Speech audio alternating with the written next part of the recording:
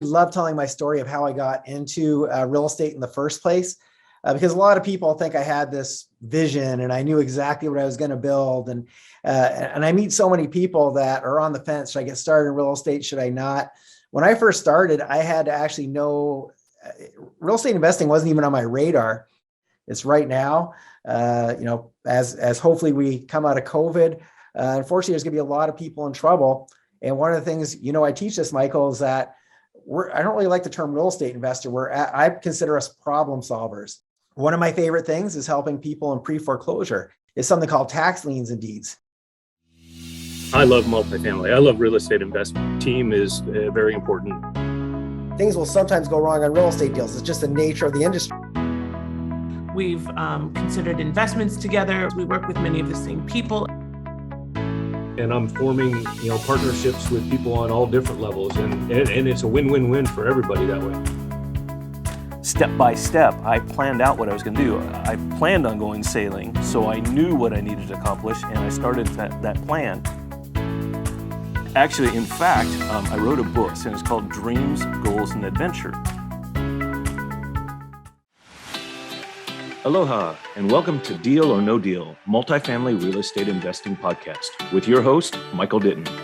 Our mission and vision for this podcast is to share the knowledge and stories of others to inspire and motivate those not only in their pursuit for success in real estate investing, but in their overall journey in a life adventure, and to help create abundance on every level of their life. This podcast is sponsored by Helios Capital Investments, shedding light on multifamily real estate investing.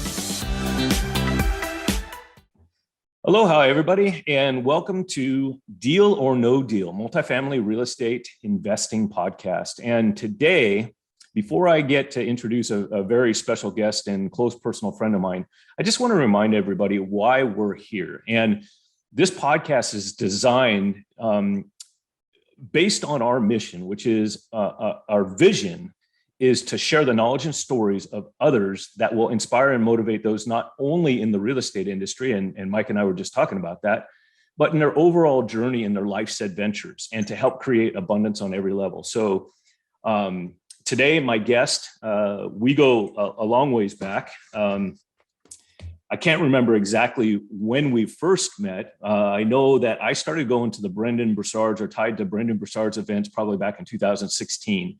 And I think it might have been a year or so after that in maybe Santa Clara where I met Mike. And I'll give you a little story on how we met Mike, because even though we had talked to him on various occasions, we actually didn't really get to know him until a couple of years after that. So Mike is a personal friend of mine. He's a coach. He's a mentor. I jumped into his mastery program. I believe it was October of 2020. Learned a ton, met a great group of people to, associate myself with, built a lot of relationships and that from there. Mike not only loves investing in real estate, which we're going to talk a little bit about, but he loves teaching real estate. And one of the things that I really like about, when you look at Mike and his history, he likes helping people realize their dreams of creating both time, location, and financial freedom. And in fact, in part of what he talks about in his life journey is a freedom lifestyle. And we'll talk about a little bit about that as well. And in this freedom lifestyle and teaching strategies, part of this, or most of this, is actually done through passive income, which is why we're here today. Mike believes that you should also love what you do. And I do believe that as well, because if you're pursuing your passion, not only are you going to be a whole lot happier in life, but you're going to probably do it much better. And that's very, infectious. And it creates that ripple effect, which Mike has been doing with his students and friends and everything else. And I'm not going to go into Mike's story too much, but one of the things that when I say, hey, do you know Mike Wolf?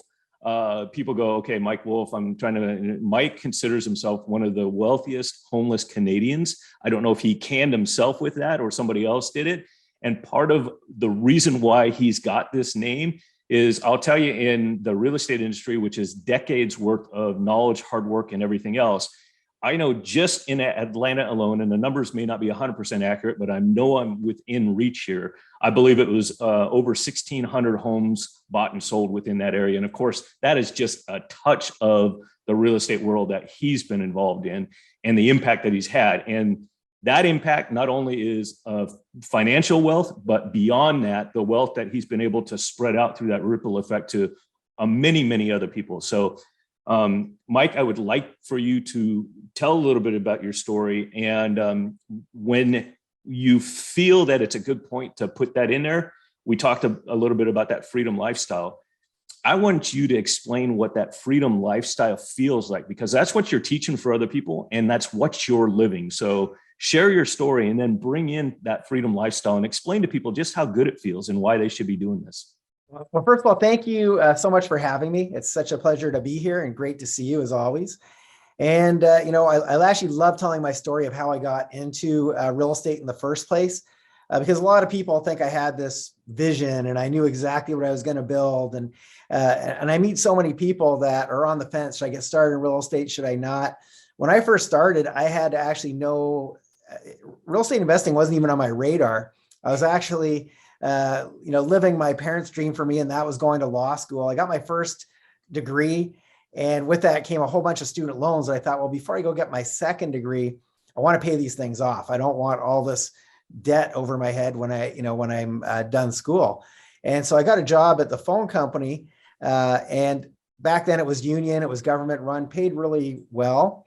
And while I was there, I actually bought my first home to live in, and I had to be creative because I didn't really have a down payment back then.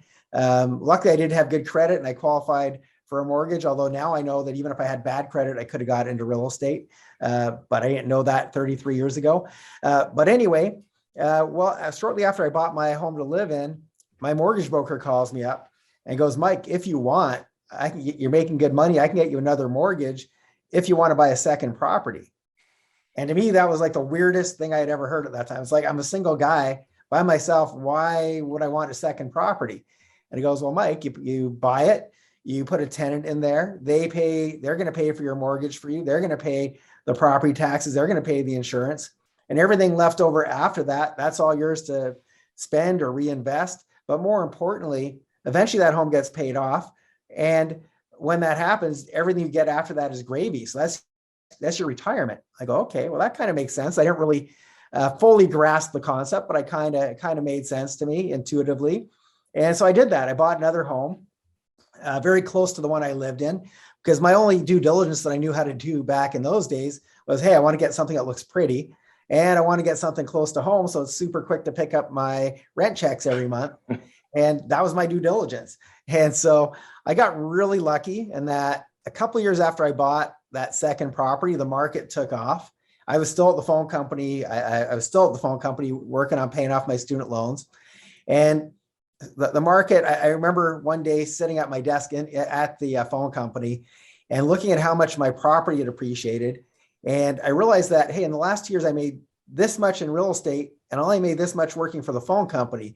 And working for the phone company, I was working 40 hours a week. And the real estate, I really did nothing except for once a month, I went and picked up a check. And that was kind of the first time in my life where I really knew what I wanted to do. It wasn't my parents' dream for me. It wasn't anybody else's dream. It was just, this epiphany, this light bulb went off in my head. It's like, this is what I want to do every day. Now, of course, part of it was greed. Part of it was, hey, I just had this big a chunk of equity.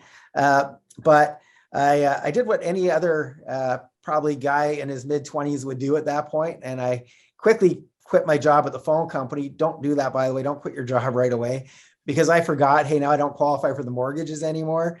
And then I also told my mother, who was driving me crazy. Like, I told her, I just found something I love. I'm going to be a real estate investor.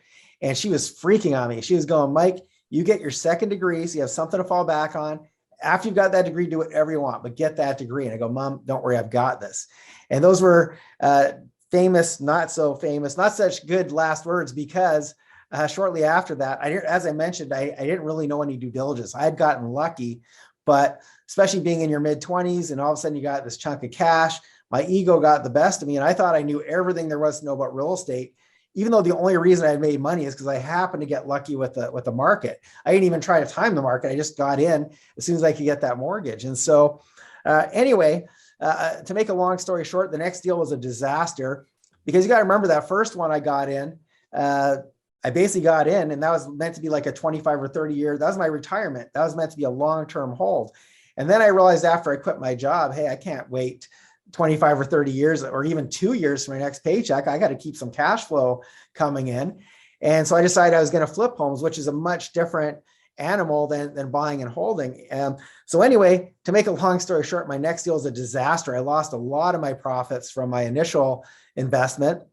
And it was mostly because I couldn't really tell my mother she was right. I should have listened to her, got that second degree. I couldn't tell her she was right and that I was not God's gift to real estate investing. And so that's what kept me in the game. I really didn't want to tell her that she was correct and I was wrong.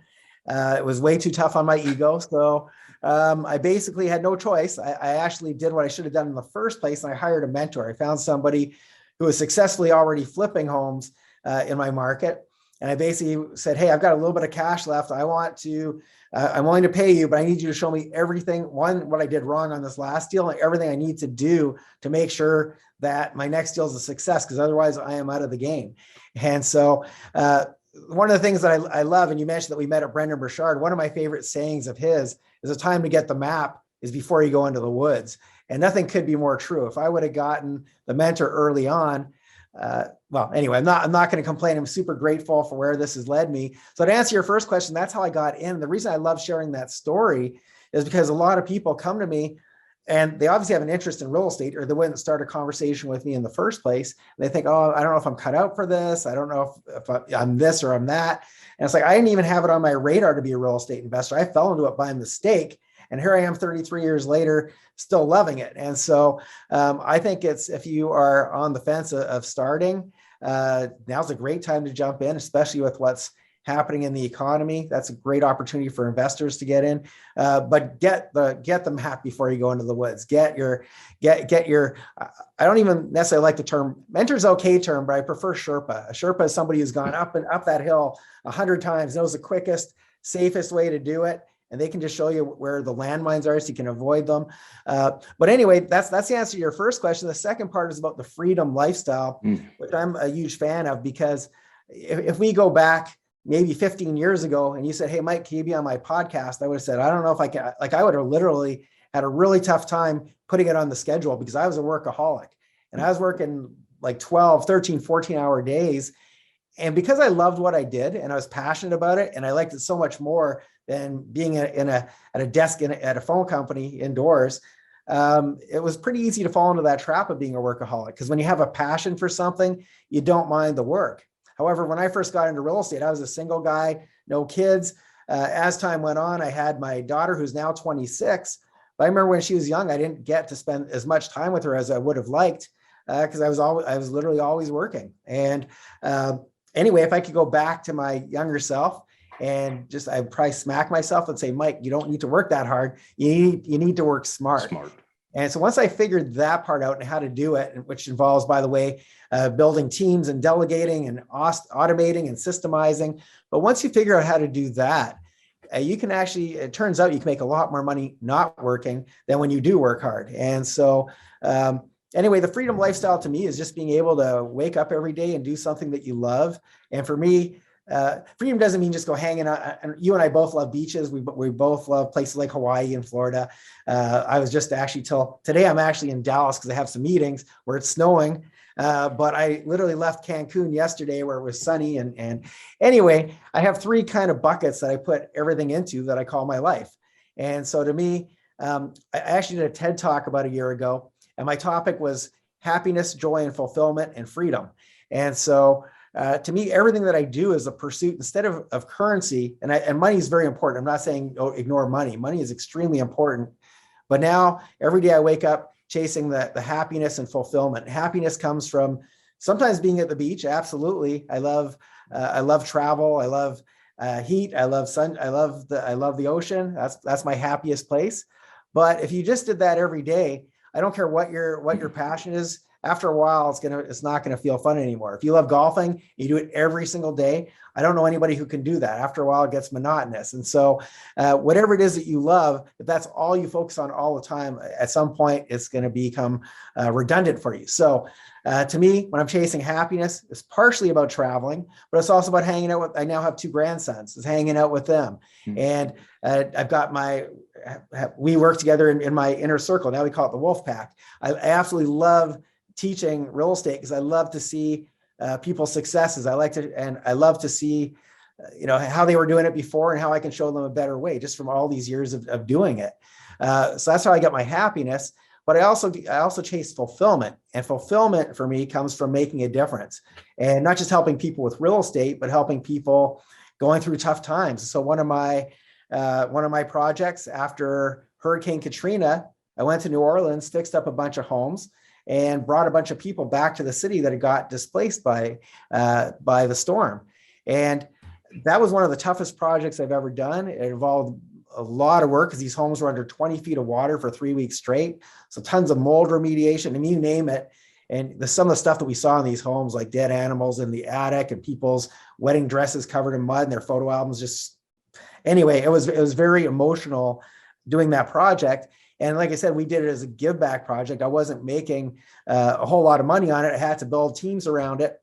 And it was my favorite project I've ever done, because whenever I meet some of the people that we helped, you can't replace that feeling that you get from just seeing where they are now, where they would have been had you not come into their lives. And same with in my real estate investing. I always teach everything's got to be a win-win. So to make a long story short, to me, freedom isn't just about hanging out on the beach all day. It's about doing the things that light you up, because there's a lot of rich people that are miserable, and you have to have meaning in your life. You have to have something that lights you up every day. And to me, the freedom means that I can put myself in my happy place every day, which means that if I didn't have an event to be at here in Dallas, I would actually look at the snow and I'd head to the airport and I would fly somewhere that makes me happy. And I have the ability to do that now. And so that's the stuff I love to teach people. It is about making the money, but it's also about having a balance in your life. If you just have money and nothing else, and your relationships are falling apart and you don't have your health, you might as well have no money, because you're not going to be happy. Yeah. So basically what you're saying is, by growing and developing, even through all the different challenges of your real estate career, what it's giving you is the vehicle to pursue whatever freedom that is, whether it's sitting on the beach, whether it's helping somebody else, whether it's, being at Brendan's events and helping there, or teaching somebody. So if you do this and you do it well, if this is your passion, you will have that freedom and ability to pick and choose what you want to do. 100%. And you have to be so careful, because real estate, like I said, it can be very addictive. And once you get started, it can easily, I don't mind working an extra hour because this is fun. I'm looking, and you start to see the paychecks coming in. Well, I guarantee you that when I was a workaholic, I made a fraction of what I made as a playaholic, because as a playaholic, I've got teams and there's only one of me. So I was a bottleneck in my business, having a bunch of teams that are on the ground, finding the deals for me, and people managing the properties and people fixing them up, and all this happening without me being involved, allows me to scale to a place where I could never have possibly scaled on my own. And I wouldn't have had time to do the family stuff. I wouldn't have time to focus on health. I wouldn't have time to go make a difference on this planet, which I think is what we're all here for in the first place. And so sometimes doing something you love can actually be problematic, because we can fall in that trap of just doing too much of it and having zero balance in our lives. So I'm grateful to have the freedom, but also that now, like, I figured out how to get here, because so many people get stuck in the work trap and they can't get out. And I just feel very blessed that for some reason things just showed up on my plate, and I'm somewhat spiritual, and sometimes it just feels like the universe just kind of showed me the way. Whenever I got stuck, the right person showed up and said, "Oh, well, you need to build a team. Oh, you need to do this." And it just happened very organically.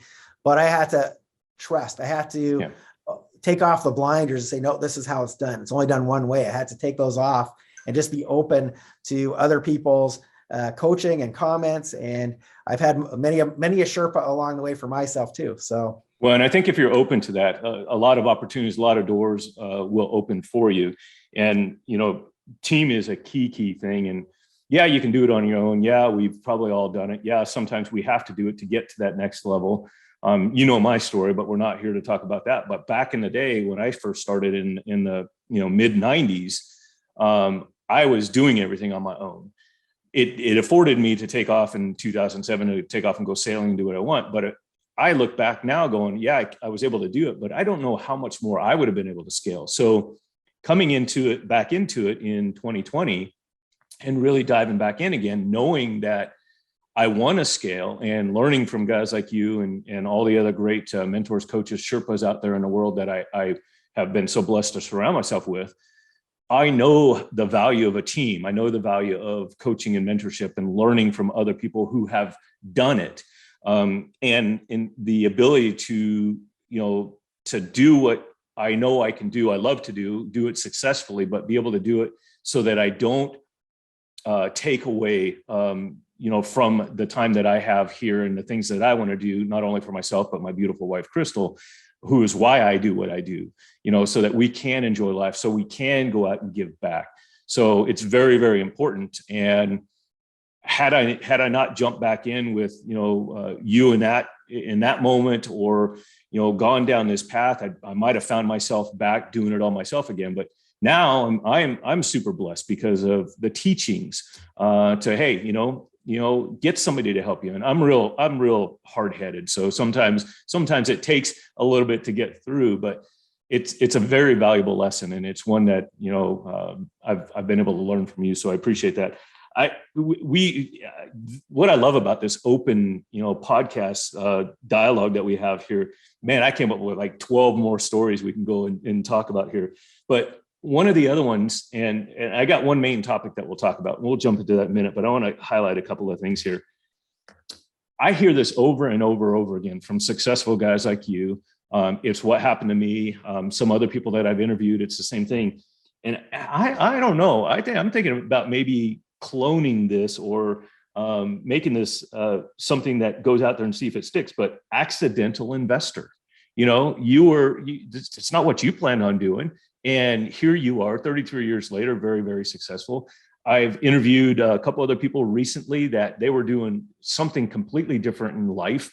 And, they were somewhat involved in it, but not really planning on where they're at. And they've become huge. And what they're able to do because of that is also to give back. So that accidental investor, I think is something that a lot of us, we don't understand. So anybody that's watching this right now, the point is Mike didn't know he was going to be where he's at today.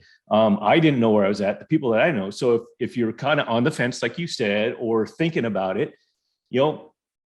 dive in. What would you say to that, Mike? I'd say 100%. Had I been more intentional when I first got started, maybe I would have come up with a plan. Hey, first I'll learn how to do this properly. Then I'll go and take that mortgage, buy a property. It happened to work out really well, but that was 100% by luck. But had I done that skillfully, and because I knew what I was doing, instead of just buying a pretty home close to where I live, I could have gone without that stressful second deal that went really bad.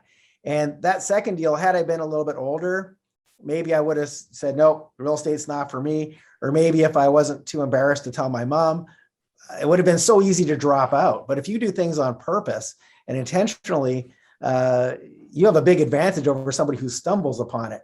And like I said, had that first deal, if the market had just gone up slow and steady, I probably would be have me on here talking about law right now, because I would have been a lawyer. And so number one, if that is even slightly your passion, test it out. Nobody says that has to be your lifelong thing, although for a lot of people it does become that, because it's super fun. It's you get to help people. You're creating win-wins all the time, and you're getting paid for it. Like sometimes I have to pinch myself that I get paid to do what I do. And so that's the number one thing I would say. And I think also when you talk about accidental investor, I think a lot of times, like I said, the universe likes to put the right people, right opportunities, et cetera, on your path. And quite often we're not receptive to it. We just tune it out. We don't see, hey, and sometimes we're doing something where we keep hitting resistance and brick walls, and we keep getting stuck. And I think if I was meant to be a lawyer, it would have been super easy, and I would have just got my student loans paid off super fast, gone back to school. That wasn't meant to be for me. So sometimes you have to look for signs, and you can switch universe for God or whatever it is for you. I'm not in any way saying it has to be universe, but for me, I use universe. I just find that it tries to push you on the right path. We're all here. I think we're all here to succeed. And I believe that life happens for you, not to you. And so even if something bad happens, a lot of times that's a sign that you're on the wrong path, in my opinion. And so, yeah, if you have any kind of interest now, if there's ever a time to jump into this industry, it's right now. As hopefully we come out of COVID, unfortunately, there's going to be a lot of people in trouble. And one of the things, I teach this, Michael, is that I don't really like the term real estate investor. I consider us problem solvers. And the more people that have problems, the more opportunities we have to help them. And of course, by helping them, they win, and we also get paid, so we win too. And so anybody who's on the fence right now, if there's ever going to be a time like in 5 years from now, you can jump in anytime.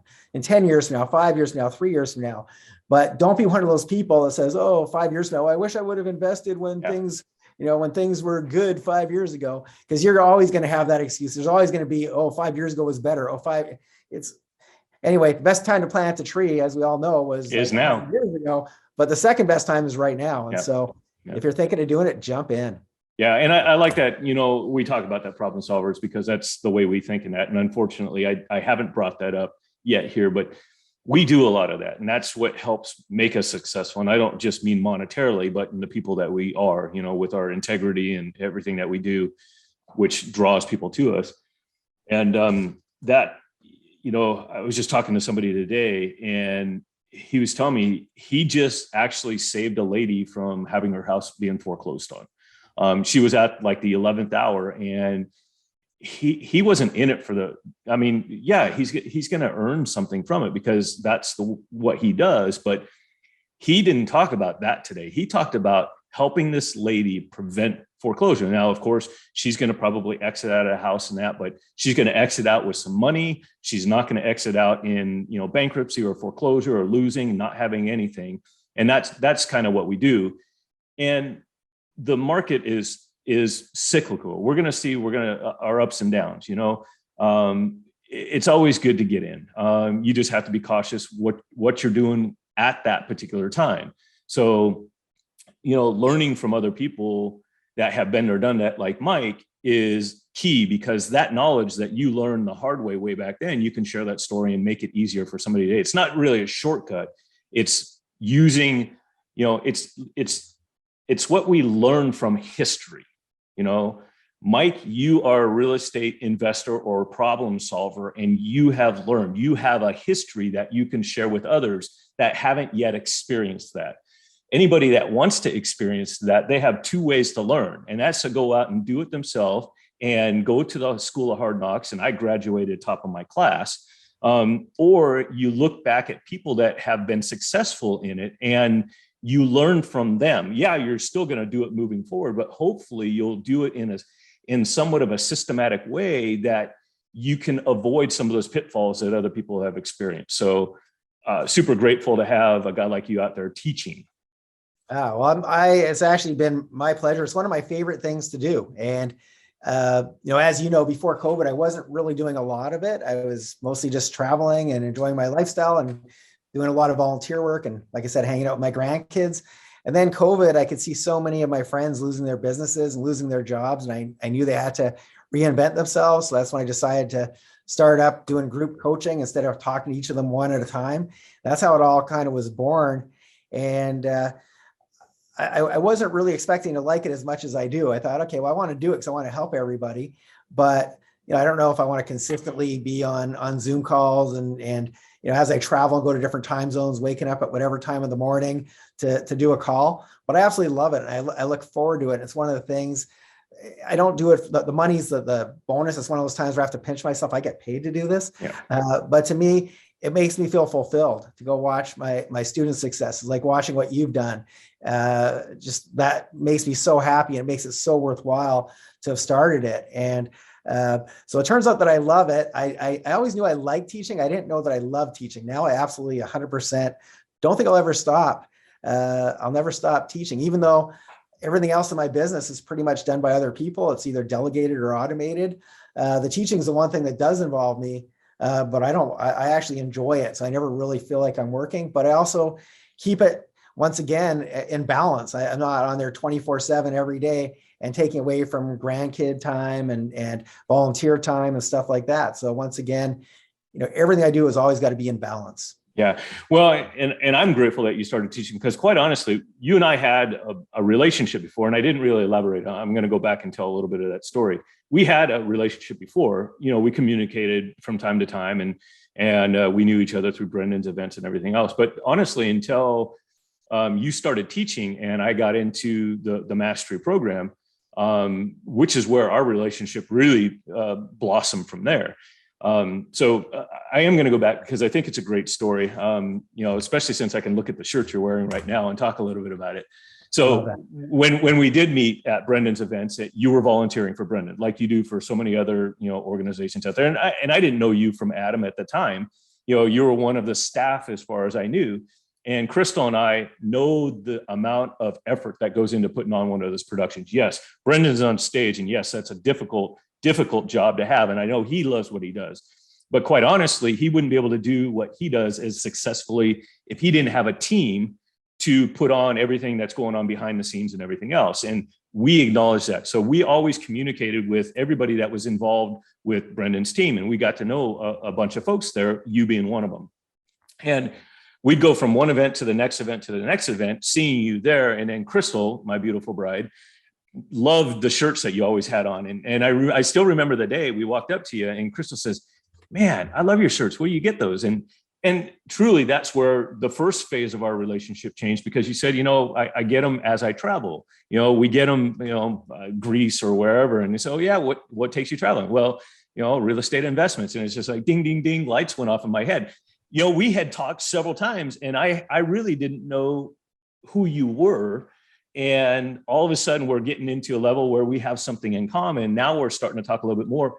And you and I had talked about the tax deed event that was coming up, which I was going to go to, which COVID threw a monkey wrench in, and you started the mastery program, which I got into, and here we are today. So, it's funny how these things evolve. And I love it. Yeah, me too. And once again, it's divine intervention sometimes, I think. And, like you said, we had met numerous times. It's kind of funny because most people who see me at Brendan's events think I'm getting paid. I'm one of his employees, but I actually fly in and volunteer because I love what he's doing and how he's showing up and helping so many people. But it's very humbling to go help him, because I do things for him that I would never do in my own business. Like it's not very glamorous. I'm like moving tables, putting books in different spots, setting up the stage, you name it. We do anything that's necessary to make it easy for Brendan to go do his magic. And for me, it's super humbling because once again, I do stuff that I haven't done for myself in a long, long time. Back when I first started, I used to be a lot more hands-on and do those things because they need to be done. But secondly, it also makes me appreciate so much the people on my team that make my life possible, my business possible. And it just gives me an extra, I already appreciate them a lot, but it just takes it to a whole new level because I know how hard they work day in and day out while I'm doing my thing. And so anyways, I love doing it. I've flown in from as far away as Australia to help them, because if I commit to it, I put that date on my calendar. Doesn't matter where I am in the world, I will always be there. And that once again comes back to the freedom lifestyle, having the means to be able to do that and not having to miss. I think probably in the last 10 years, I missed maybe one event, maybe one. I don't even know if I missed one. Of course, he isn't doing any because of COVID, but when he was, I think maybe there was one I had to leave early. But in any case, to me, that's a priority. And that goes for that's in my fulfillment bucket. But it also adds to my happiness bucket because it's a reunion with a whole bunch of people that I've met over the years, like yourself, that keep coming back. And so I do it to help him, obviously, but it makes me feel great. And I've built so many of my best friends came from volunteering there. And so, but I'm so grateful that I met you and your amazing wife, and I'm sure we'll be friends forever now. Yeah. Well, even though I can't wait until the next Brennan event so we can meet there, the opportunities to meet more often are definitely out there. So, we were just talking about that just before the show. So that'll come up. I just got one other thing that I have to ask before we jump into kind of the main topic here. I've heard this from a lot of Canadians.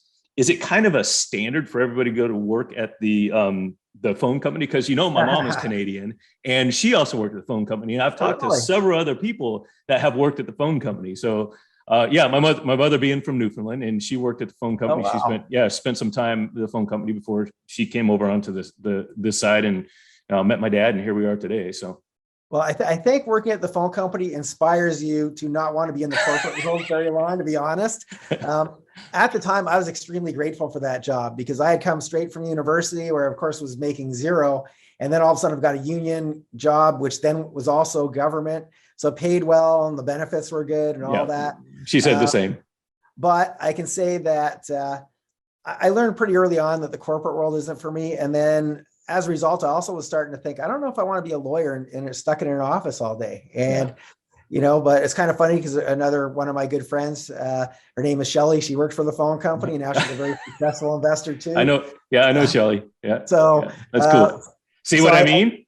So I think if you want to be a successful real estate investor, that will definitely help. I think getting into the corporate world in any way, shape, or form, either you're cut out for it or you're not. And if you're not, you're quickly going to figure out a way to be an entrepreneur because like to me, going and punching a clock and being told what time I can eat my lunch, like that feels like kindergarten to me. I just can't handle that. And no offense I know a lot of people work in the corporate world, not in any way criticizing it. It's just not for me. It's what makes the world go round. Exactly. Yeah. I just thought maybe it was compulsory because I've talked to enough Canadians that said, I've worked at the phone company. Okay. Yeah. I've worked at the phone company. That should be the prerequisite. Yeah. But it definitely did inspire me to not want to work in an office. That much I learned. And real estate just happened to be my vehicle that helped me escape from that. And if that wouldn't have happened, like I said, right now, I'd be talking about real estate law or something to do with the law. Probably nothing. The journey that I'm on right now would have looked so different. So I'm just grateful for whatever put me on this path. I'm just grateful. So well, good. Well, we're gonna do what I call TAC here. It's a sailing terminology. Which is if you're going in a specific direction and for whatever reason you get a headwind or something, you tack so you can tack back and continue to get there. And we're still going to talk about real estate, but we're going to kind of come into that main question that we brought you here today for.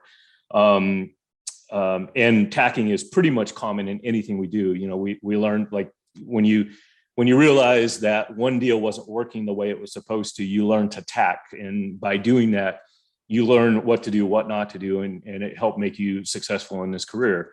Today, this tack right here wants to take us to, you and I talked about this beforehand, the top strategies right now for real estate investors so that they can go out there and make a difference in the world, not only for themselves, but the people that they serve. So what do you want to say on that? The strategies right now for real estate investors. Yeah, well, there's obviously been a lot of changes. If we look back to pre-COVID compared to now, a lot of things have changed. So if you had done this interview shortly before COVID, I would have given a much different answer. And so when it comes to TAC, as you call it, or in the COVID world, everything's called pivoting.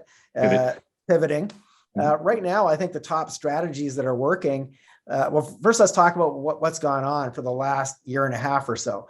Obviously, there were moratoriums on foreclosures, and landlords could not kick out tenants, and a lot of businesses were obviously shut down, and a lot of people lost work. So, coming out of that, we're going to have a lot of people, unfortunately, going into pre-foreclosure, which, of course, if we don't help them, eventually leads to foreclosure. And so, one of my favorite things is helping people in pre-foreclosure. One of the other things, and I'm going to go in more detail in a minute, one of my other things that I was doing a lot before COVID and that didn't work during COVID, but now works again and will work even more in the near future is something called tax liens and deeds. And for those who don't know, a tax deed, when somebody hasn't paid their property taxes in 2, 3, 4 years, the county needs that money. That's how they pay to keep their hospitals going and their police force, et cetera. And so eventually they will put up these homes on the auction block, and the opening bid is whatever the back taxes are. And so these auctions, because of COVID, were shut down for a year and a half. And one of my favorite auctions takes place right here in Texas, where I know you live, close to Houston in Harris County. And that's my favorite auction. And typically, let's say on an average month, 500 homes will change hands. They have both these tax deed foreclosures and also bank foreclosures. And I'd say conservatively, 500 homes will change hands in a typical month. Now, if you multiply 500 homes by 18 months that they were closed, that's like 9,000 homes in arrears that they are, plus all the homes that they would have foreclosed on had the offices been open to do that and the moratorium not been there. So I'm going to tie this all together by saying I like to do something that I call the trifecta of real estate. And what that is, every month there's a list published of people that their homes are going up on the auction block, literally usually 3 weeks later, 3 to 4 weeks later.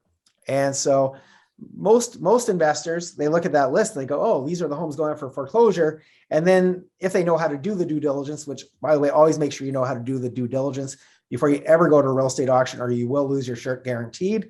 But most of them will look at the list and they'll do the due diligence on that and they go to the auction. It's once a month. If they win, they win. If they lose, the next month they repeat. Well, I think a much better strategy, when I look at that list, we're problem solvers, right? So it's like, hey, these people are on the verge of losing their home. How can I create a win for them that also pays me? And so if we go back to the last recession, I had a company that I called Foreclosure Fixers. And with Foreclosure Fixers, I would send out, instead of sending out those postcards, we buy homes, we buy ugly homes, we pay cash for your homes, like everybody does. And if you do send those out, by the way, if you send out enough, you will get a response. But what if you were in their position and you've got the bank calling you all day, lawyers calling you all day, collection agencies bugging you, and you get something in the mail that says, I can help you stop the foreclosure. Well, that's exactly what I was sending to these people. And it wasn't BS. Never lie about what you can do to help somebody, because building up their hopes and then it's just bad. It's bad karma. So I hired an attorney and learned the foreclosure process inside and out.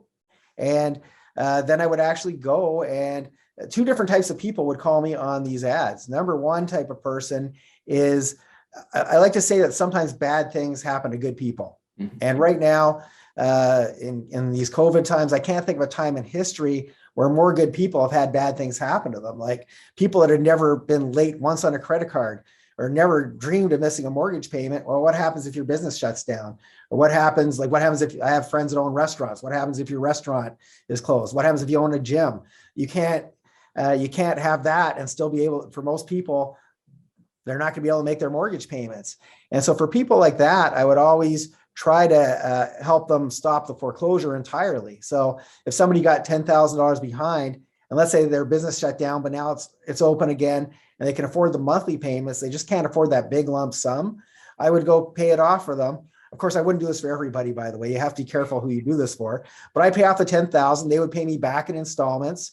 I would obviously charge interest for it. I'd also do the proper paperwork to protect myself in case they didn't pay me. But I managed to help a whole lot of people stay in their home. I made interest. They won. I won. Everybody was happy. Now there's a second type of person. And these are people, I like to call it the keeping up with the Joneses people. And they have a much bigger home than they should have had in the first place. They usually have a nicer car than me. Actually, now I don't even own a car, so they always have a nicer car than me. But usually have a better TV, better stereo, you name it. All their stuff is like top of the line. And they're not making that much money, and it's all on credit. And so for people like that, if you were to loan them the money, you'll never see it back again. So now you're just adding fuel to their fire, and you're just going to put them even further in a bad spot. And so for people like that, I do what I call give them a soft landing. And what I mean by that is I'd always make sure I left them in a better place than where I found them. And so even though I wouldn't bail them out, I would quite often say, hey, we can fix this up, get it on the MLS. I'll put in the money to fix it. I obviously want a return on my investment for doing that, but you're going to get something instead of nothing. And you're not going to be, you'll have some money so you can get into another home. Or else I would put them into one of my other homes that was more affordable than what they were leaving. And I do a rent to own for them. Or at the very least, I'd make sure that they had money for a damage deposit, several months worth of rent money for food. And I'd give them a little bit of credit counseling so they could, when they rebuild, they wouldn't live beyond their means.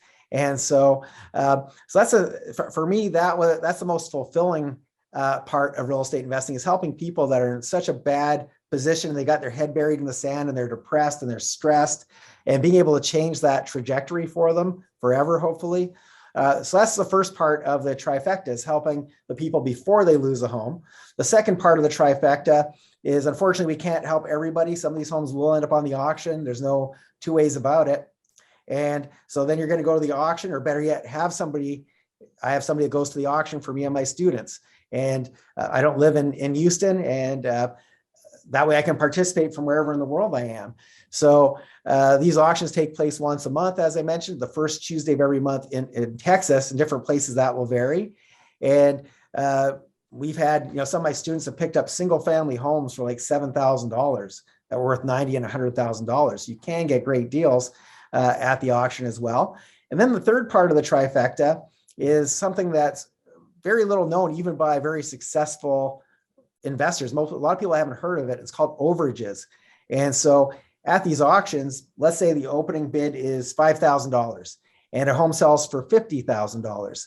That first $5,000, that belongs to the county fair and square. That's the back taxes. The additional $45,000, that actually belongs to the previous homeowner. Most homeowners have no idea. They certainly don't want to go to the auction and watch their home selling for pennies on the dollar that they just lost. So they're not paying attention, nor do they even know this money is owed to them. And the county makes very little attempt, because there's a statute of limitations. Once that statute of limitations runs out, the county can now keep this money and use it for whatever they want for their slush fund. So they don't make much of an attempt to find these people that are owed this money.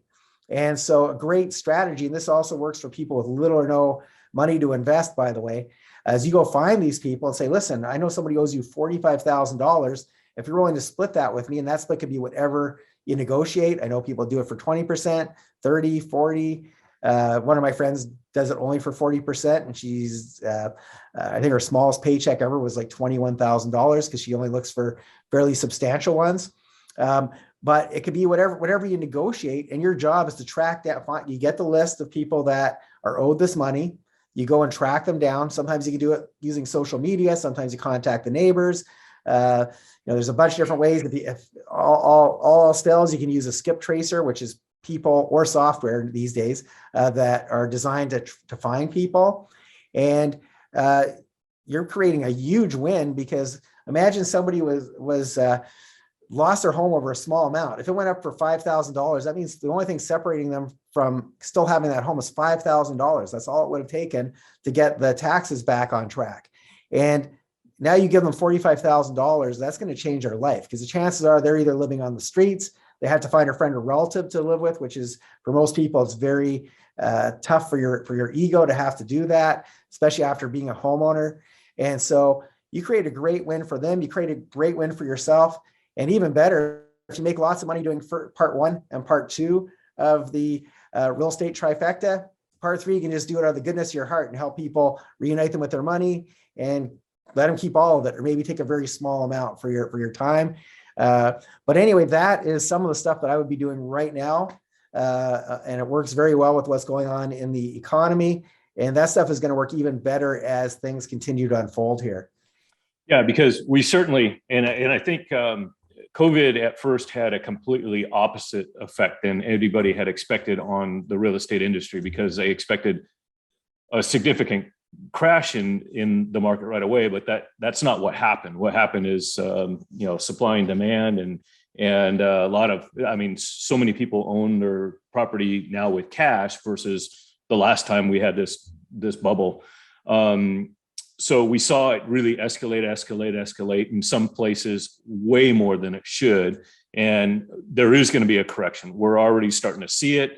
That correction is going to be more dramatic, I think, geographically, to areas that sustained a much higher increase versus a place that may have sustained a less increase. But I did see, I was at an event, a real estate event in, last, probably towards the end of last year. And it happened to be, Southeast Florida. And I remember looking at Southeast Florida at that specific time. Miami was number 2 in the nation for delinquent mortgages over 90 days, number 2 in the nation. So we have, a whole bunch of these delinquent mortgages. some of which the banks will work with people because they lost their job, got their job again. Banks aren't in the business of owning real estate. They're in the business of loaning money. And if those folks they feel are capable of maybe fulfilling that payback, they're going to go ahead and work with them.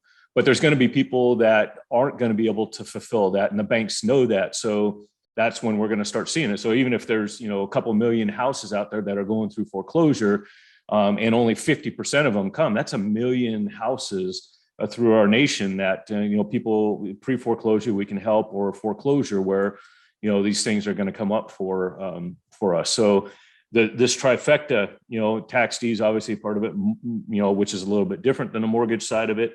But the bailout process is pretty much there to help people, through this whole process. So we're going to see the same thing, by the way, with the bank foreclosures as well. They're coming.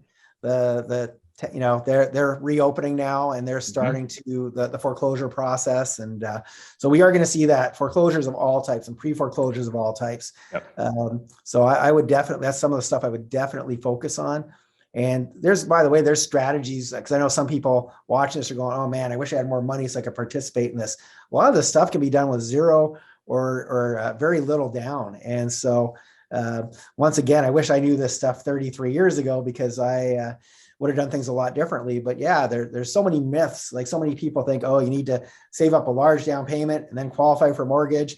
Well, you can do that. That's a slow way of building your portfolio. And that's how I started, by the way. So, but there's other ways as well. And there's ways you can help these people, even if you're flat broke, and this will help you become not flat broke for long and help a lot of people. Like that overages, for example, is one example. You don't need a whole lot of money. You just need to get a list, which quite often is free. Mm-hmm. And if you can't track the people down, you might have to hire somebody to track them down. Like I said, their software does it very inexpensively. Anyway, you don't need a ton of money to get started. And there's a ton, that's just one example. There's a whole bunch of different strategies that work right now that you could do even if you're flat broke. Yeah. Well, and that, that's why, through the mastery program that you have, and that's one of the things I love about the mastery program you have. When I first came into it, you had, I don't remember how many different coaches, but they all had their specialty. And Carolyn subject twos, Mike multifamily, and everybody within their specialty. Cal doing wholesaling. Of course, he's also big into the overages. You can learn what you're comfortable with, start doing that. But this is just, there's so much knowledge out there, and part of what I learned is, the relationships that you can build with other people that might have the money and not the time. So if you have the knowledge and time, you find somebody with the money, but they're dedicated to their profession, which gives them the money to be able to do this. It's a good partnership that you can go out and you can do these deals together. And that's, we could go on and on and on about that, but I think we've given them enough to chew on for today. But I want one last thing, because we talked about the freedom lifestyle. We talked about some of the things that we can do within real estate, whether it's overages, tax deeds. I'm a big multifamily guy. I know you've done mainly single family. I know that you've been intrigued by multifamily over the past 12 months because you've seen, some of your students and other coaches come in there and the successes that they've had. So, that's a very well-rounded thing. But for you, because you've already been there and you're sharing it, this last question is going to be a little bit more personal. And what it is, hopefully this is no time soon, but when that day does come that Mike Wolf passes on to the other side, okay, whatever and wherever that is, but the legacy that he leaves behind, what do you see? I mean, I know what you're doing. I know what your legacy looks like today, but what do you see when that day comes? What is it that you want your legacy to be recognized as? Wow, that's a tough question to answer, because that's something you don't want to think about too often. Right. Like, I probably only got a couple 100 more years left on this planet, so I got to start thinking about that. I think the biggest thing is I just want to see future generations have it easier than we did. And, I just look at what's, some of the advice I got from my parents, and they never meant anything bad by giving me their advice, but that's what worked in their generation. And that was handed down from the previous generation. And I think there's just so much opportunity out there. And we're all raised okay, we're born, we go to school, we get a job. Maybe for these days, you don't get a pension anymore, but back in the olden days, but that's how life used to be. That doesn't serve us anymore. I mean, you can't depend on your employer to keep you employed for the rest of your life. That doesn't happen anymore. And so I think that you need to be a lifelong learner, continue. And I'm in Dallas today going to a seminar, even though I've been in business for 33 years.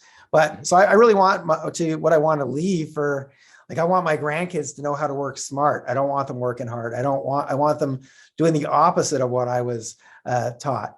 And once again, nobody means anything negative when they say, oh, you should work hard, work hard, work hard.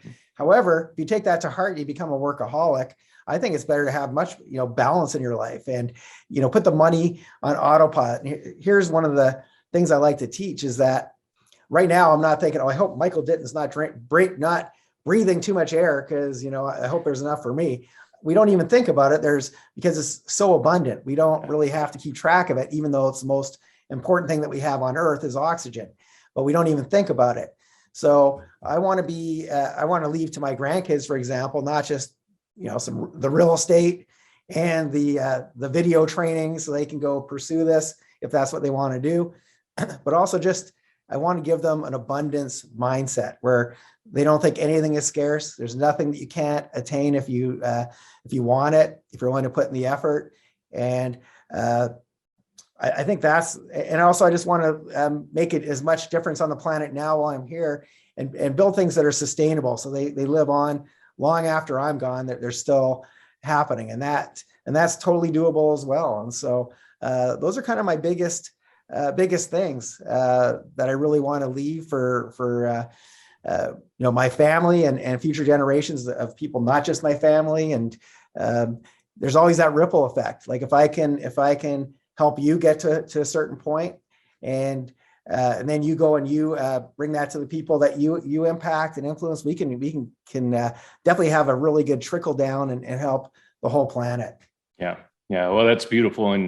And you're already well on the way of making that happen. Actually, I know that you have for a lot of different people, and I don't see that stopping anytime in the near future. And abundance is probably one of my most favorite words. And it's so misunderstood because a lot of people, they associate money with abundance, and abundance is so much more than that. It is the air that we breathe. It is the relationships that we build. It is so much more than that. So, and you do bring a lot of abundance to this world to share. So we do appreciate that. Thank you. Thank you. I appreciate that. And speaking of abundance, I don't know if this is okay, but I have an ebook that I think might help your followers. I'd like to give them. Absolutely.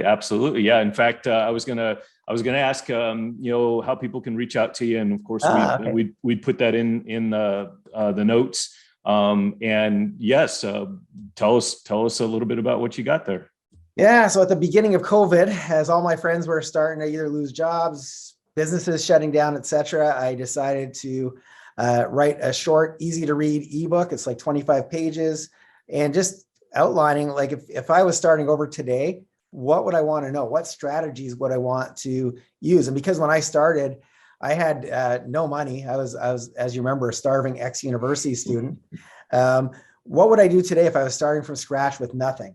And so I put my top 7 strategies on what I would do and how you can use them using no money of your own, and how you can, so it's called the Radical Real Estate Revolution. And it talks about the top strategies that are working right now. So it's very pertinent. And I love your audience to have that for free. And I hope it helps and inspires some of your audience. Well, I'm certain it will. And my suggestion to the audience is to print it, but print it in gold, because it's going to be worth its weight in gold. So thank you. Thank you very much for that. And reaching out to you, a way to do that. Yeah, you can email me, info@mikewolfmastery.com, info@mikewolfmastery.com, or you can go to my website, mikewolfmastery.com, and it's got a whole bunch of information on there. And check out my YouTube channel. I've got like probably 200 videos on there of information. But if you want to reach me personally, info@mikewolfmaster.com, and I answer anything to do with real estate investing. I'm happy to answer your questions. So, okay. And we'll make sure to put that in the notes for anybody and everybody. And we do appreciate that. So thank you. Let me know that you saw me on Michael's podcast as well, because I always like to know where people came from and how they found me. Absolutely. Absolutely. Well, Mike, I want to say thank you very much. I was looking forward to this interview, not only because I knew it would be a great interview, but just getting together with my friend and coach and mentor, and just having the opportunity to talk openly like this and share these experiences with other people. So thank you very much for taking the time. Thanks again for having me. And it's always awesome to see you, buddy. And I can't wait till we see each other in person, because we're way overdue for that. Yeah, absolutely. So I am going to say thank you to everybody to our listeners and viewers, because this will come out in audio and visual, to Deal or No Deal multifamily real estate investing. And we want to thank a special thanks to Mike Wolf for being here today. And we look forward to getting this out for everybody to enjoy. So aloha, everybody. Aloha.